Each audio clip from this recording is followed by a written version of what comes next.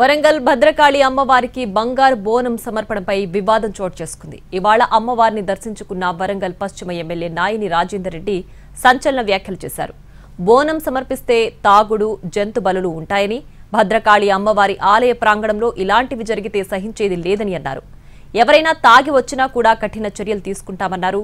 బోనం సమర్పణపై మంత్రి కొండా సురేఖ పునరాలోచన చేయాలని ఎమ్మెల్యే నాయిని సూచించారు.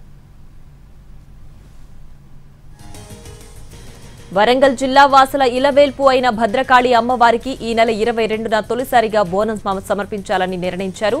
మంత్రి కొండా సురేఖ అమ్మవారికి బంగారు బోనం సమర్పిస్తారు. భద్రకాళి అమ్మవారికి బోనం సమర్పించడం ఇదే తొలిసారి. దీనికోసం ఏర్పాట్లు కూడా పూర్తి చేశారు. అయితే బోనం సమర్పణపై అభ్యంతరాలు వ్యక్తమవుతున్నాయి.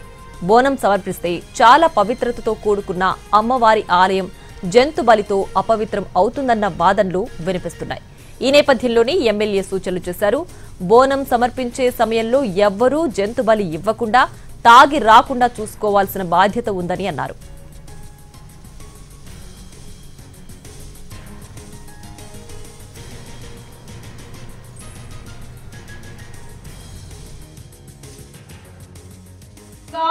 పాత్రతో బోనం అమ్మవారికి సమర్పించడం, మరి శ్రీమతి కొండా సురేఖ మేడం గారు, మన దేవాదాయ శాఖ మంత్రివర్యులు వారి చేతులతో బంగారు పాత్రతో బంగారు బోనాన్ని భద్రకాళి అమ్మవారికి తొలిసారిగా మొట్టమొదటిగా ప్రప్రథమంగా వరంగల్ మహానగరంలో భద్రకాళి అమ్మవారి దేవస్థానంలో ఈ యొక్క బోనం సమర్పించే కార్యక్రమానికి వారు మరి కుటుంబ సభ్యులు అందరూ కూడా విచ్చేస్తున్నారు.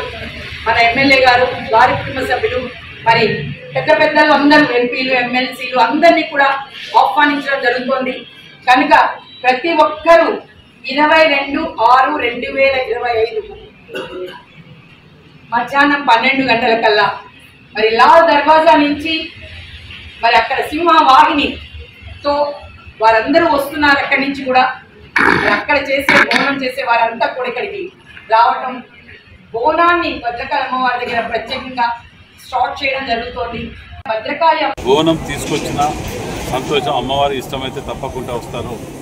కానీ గుడి పరిసరాల్లో కానివ్వండి, ఏరియాలో కానివ్వండి, ఎవరైనా తాగి కానీ జంతువు బలి కానీ ఇక్కడ తాగి రావటం కానీ, బోనం అనగానే అందరం పోతాం, అందరం చేసుకునే పండుగనే.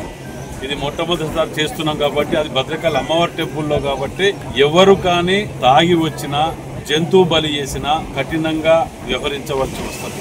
ఎందుకంటే మళ్ళా చెప్తున్నాను, ఎందరో హృదయంలో నిలిచినటువంటి అమ్మవారు వాస్తవానికి ఇక్కడికి బోనం తీసుకురావటం